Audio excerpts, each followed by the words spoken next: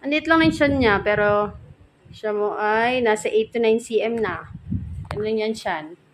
Para lang nagkain sa piyestahan. Ganyan ka. Ayan, nakangiti pa siya. Pero 8 to 9 cm na po yan. Malapit nang lumabas. So, hintayin na lang natin mamaya ang paglubsit ni baby. Kung ilang kilo ba? Himas!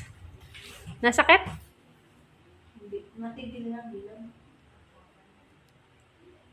Mamaya, nakangiti ka ngayon, mamaya iyak na.